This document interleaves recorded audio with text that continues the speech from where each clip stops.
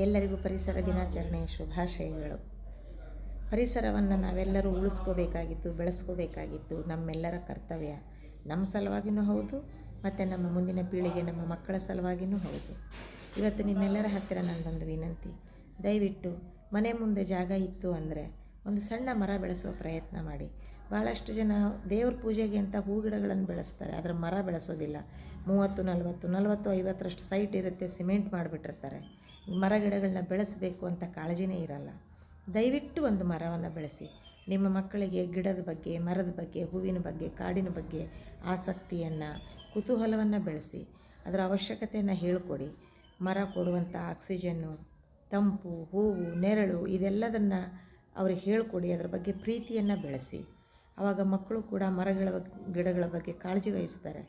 ಎಲ್ಲಾದರೂ ಗಿಡಗಳನ್ನು ನೋಡಿದ್ರೆ ಹೂವನ್ನು ಕಿತ್ತಬಾರ್ದು, ಎಲೆ ಕಿತ್ತಬಾರ್ದು, ಅದನ್ನು ಬೆಳೆಸಬೇಕು ಅಂತ ಹೇಳಿಕೊಡಿ. ಆಮೇಲೆ ನೀವು ಕೂಡ ನಿಮ್ಮ ಮಕ್ಕಳನ್ನ ಕರ್ಕೊಂಡು ಅಥವಾ ನೀವಷ್ಟೇನೋ ಎಲ್ಲಾದರೂ ಪಿಕ್ನಿಕ್ಕೋ ಟೂರೋ ಹೋದಾಗ ತಿಂದಿರುವಂಥ ಪ್ಲೇಟ್ಗಳನ್ನು, ಆಮೇಲಿಂದ ಪ್ಲಾಸ್ಟಿಕ್ ಗ್ಲಾಸು, ಬಾಟ್ಲು ಇದೆಲ್ಲನೂ ಬಿಸಾಕಿ ಬಂದುಬಿಡ್ತೀರಿ ಆ ಕಾಡಿನ ಮಧ್ಯೆ. ತುಂಬ ಬೇಜಾರಾಗುತ್ತೆ. ಅದು ಕೂಡ ಆಕ್ಸಿಜನ್ನಿಂದನೇ ನಾವೆಲ್ಲ ಬದುಕ್ತಾ ಇದ್ದೀವಿ. ಆದರೆ ನಮ್ಮ ಯಾರಿಗೂ ಅದು ಆಕ್ಸಿಜನ್ ಕೊಡ್ತಾ ಇದೆ, ಅದಕ್ಕೆ ನಾವು ಬದುಕ್ತಾ ಇದ್ದೀವಿ ಅನ್ನೋಂಥ ಕಾನ್ಸೆಪ್ಟೇ ನೆನಪಿಲ್ಲ. ದಯವಿಟ್ಟು ಎಲ್ಲೇ ಹೋದ್ರೂ ಅಂಥ ಪರಿಸರದಲ್ಲಿ ಗಲೀಜು ಮಾಡಲಾರ್ದೆ, ಪ್ಲಾಸ್ಟಿಕ್ಕನ್ನೆಲ್ಲ ಬಿಸಾಕಲಾರ್ದೆ ನಿಮ್ಮ ಮಕ್ಕಳಲ್ಲೂ ಅವೇರ್ನೆಸ್ಸನ್ನು ಬಳಸಿ ನೀವು ಇದನ್ನು ಮೈಗೂಡಿಸ್ಕೊಳ್ಳಿ. ಧನ್ಯವಾದಗಳು.